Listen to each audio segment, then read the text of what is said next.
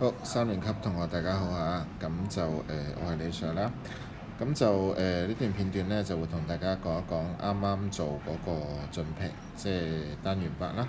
15課就係呢一個小風車，同埋第16課呢，就係愛迪生孵小雞咁樣嘅。咁就詞語部分都唔喺呢一度再詳細講啦。咁應該你哋都做好晒改正㗎啦。咁我主要咧就同你講翻閱讀理解嗰部分嘅。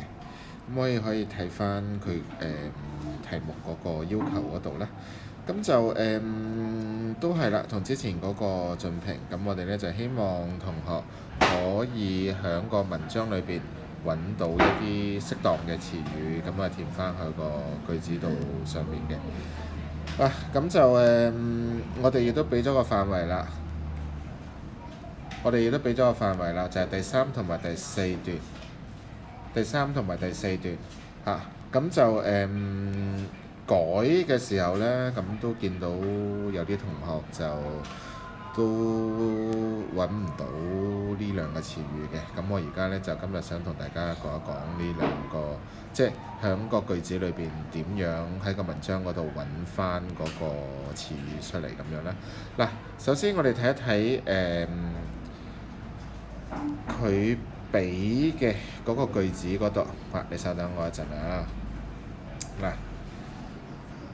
首先啦，佢就係俾咗一個操控着，係啦，一個係動詞嚟嘅。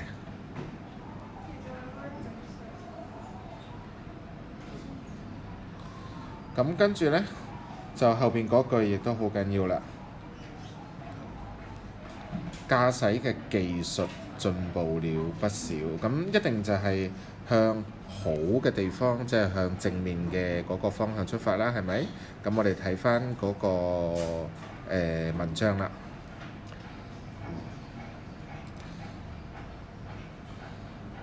個文章呢，就主要講翻係一個記敘文啦，就回鄉探望外婆，即係我和媽媽回鄉探望外婆咁樣啦。咁我想同學呢，就睇一睇第3段嗰度咯喎。好，第3段嘅第一句啦。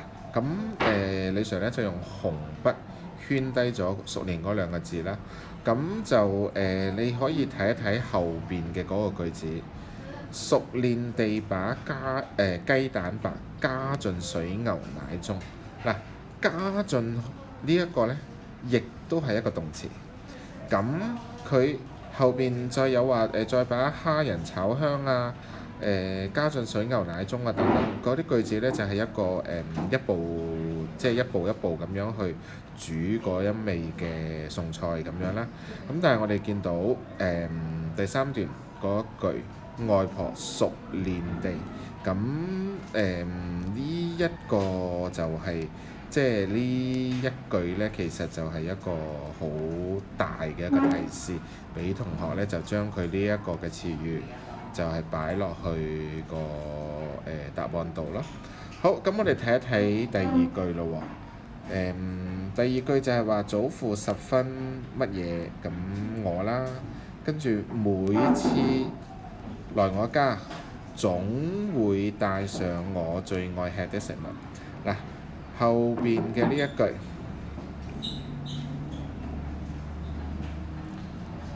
總會帶上我最愛吃的食物。咁另外佢嗰個主角呢，就係祖父。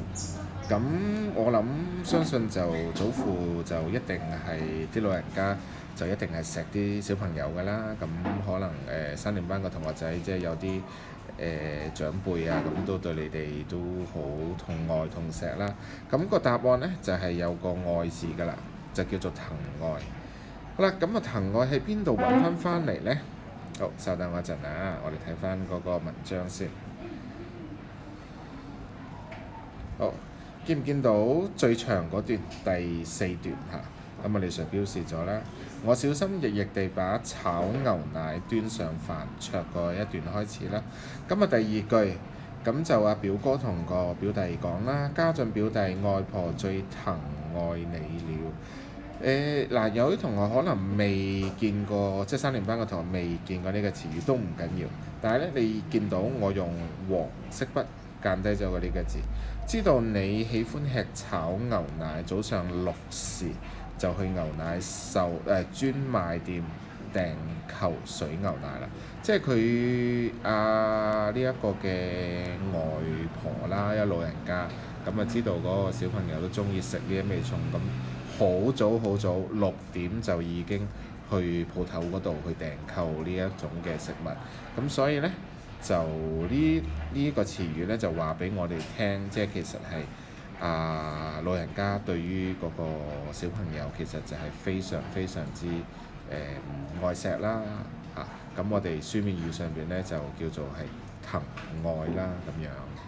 咁所以呢，就係呢兩個詞語，咁啊希望呢可以幫到同學嚟緊考試啊，或者將來再去做閱讀理解嘅時候呢，都可以喺即係響啲咩地方可以揾翻出嚟啦。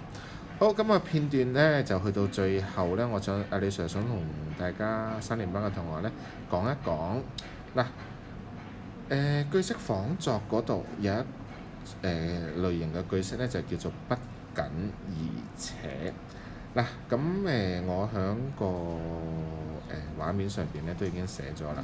咁呢一類型嘅複句呢，我哋叫做遞進複句。嗱，永遠記住遞進複句呢，佢係後邊嘅嗰個句子呢係重要啲嘅。所以呢，你見到啦，例子嗰度參加長跑係咪淨係要跑得快呢？所以不僅要跑得快，但係更加重要嘅係後邊嗰句要有耐力。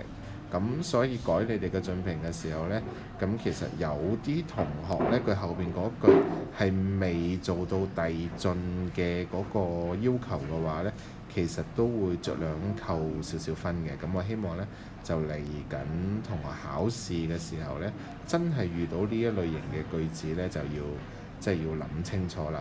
記住係遞進複句，不僅而且後邊嘅嗰個分句呢，係重要啲嘅，即係個程度要高啲啦，個要求亦都要高啲嘅，好冇？